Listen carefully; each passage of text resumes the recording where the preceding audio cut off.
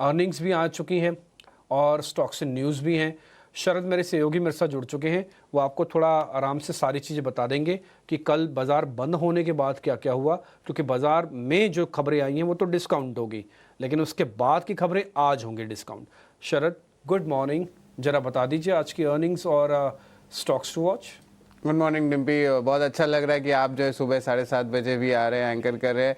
लेकिन डिम्पी, अर्निंग्स ज़्यादा आया नहीं है, जो आया है उतना कुछ खास आया नहीं है। Largely inline set of numbers आया है और एक या दो कंपनी थे जहाँ पे नतीजे बहुत अच्छे देखने मिले हैं। सबसे पहले टाटा स्टील पे बात कर लेते हैं। इनलाइन सेट ऑफ नंबर्स आए हैं, कंपनी ने अप्रूवल भी दी है कि लगभग $2.5 बिलियन वो इन्वेस्ट करने वाले हैं अपने होली ओन फॉरेन सब्सिडरी को लेकर। तो यहाँ पे थोड़े सवाल उठ सकते हैं क्योंकि बैलेंस शीट में प्रेशर आएगा। तो ये एक अनाउंसमेंट है जिसके कारण इनलाइन सेट ऑफ नंबर्स को भी शायद नेगेटिव इम्पैक्ट आ सकता है। एबिटा की बात करें तो 11% सीक्वेंशियल का जो है ग्रोथ भी देखने मिला है। हिंडाल्को की बात करें तो यहाँ पे जो उनकी नोवेलिस है, इनको जो यूएस की आम है, यहाँ पे लार्जली इनलाइन नंबर्स आए हैं। वॉल्यूम जो है 6% का ग्रोथ आया। जो एबिटा मार्जिन आती है डॉलर पर टन पे, वो 22% बढ़ा है सीक्वेंशियली।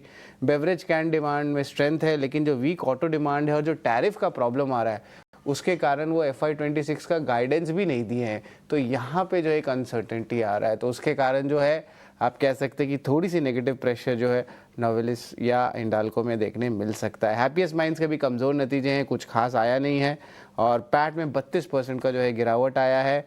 और ओवरऑल कंपनी का जो गाइडेंस रहने वाला है, या अगर गाइडेंस नहीं दे ग्लोबल वॉलेटिलिटी के कारण, तब वहाँ प्रेशर आ सकता है। SRF लेकिन अच्छा कर रहा है। यहाँ पे देखें तो सिक्वेंशियली पैट में 94% का ग्रोथ आया। सारे पैरामीटर्स में अच्छी मोमेंटम और ग्रोथ देखने मिली है। सरप्राइजिंगली इस बार मिड कैप स्पेस में केमिकल के नाम में जो है वहाँ पे अच्छी परफॉर्मेंस देखने मिली। हाँ, ऑफकोर्स गाइडेंस को लेकर थोड़े सवाल जवाब होंगे, लेकिन परफॉर्मेंस अगर अर्निंग्स ही देखें तो इम्प्रूवमेंट देखने मिली है।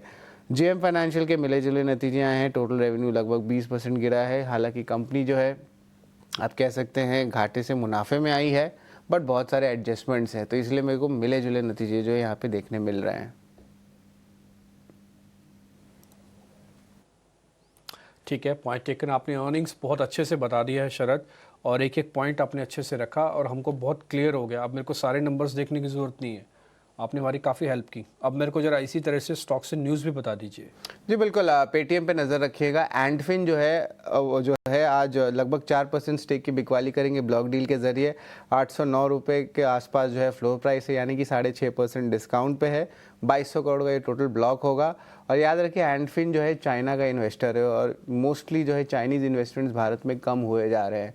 ऑलरेडी उन्होंने 10% स्टेक जो है कंपनी के प्रमोटर विजय शर्मा को जो है उन्होंने दे दिया था, और वो लगभग लास्ट ईयर दिया था 10% स्टेक। तो उनका जब स्टेक है 9.85 से घट के जो है 4% घटा, तो अभी ऑलमोस्ट 5.85 हो जाएगा। और आने वाले एक साल में लगता है कि एंडफिन जो अपना क्लियर ट्रेड कर देगा, जहाँ पे अपनी पूरी जो चाइनीज़ होल्डिंग है कंपनी में वो सिर्फ भारत की हो जाएगी।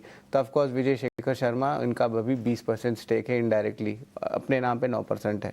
एंजल वन 14 मई को बोर्ड मीटिंग है, जहाँ पे स्टॉक ब्रोकिंग, रिसर्च एनालिस्ट और म्यूचुअल फंड डिस्ट्रीब्यूशन है।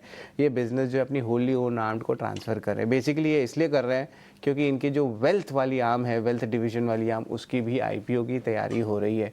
तो ये रिस्ट्रक्चरिंग होती है, तो इस तरह वैल्यू अनलॉकिंग देखने मिलता है। तो ये एक सिंप्लीफाई कर दिया मैंने।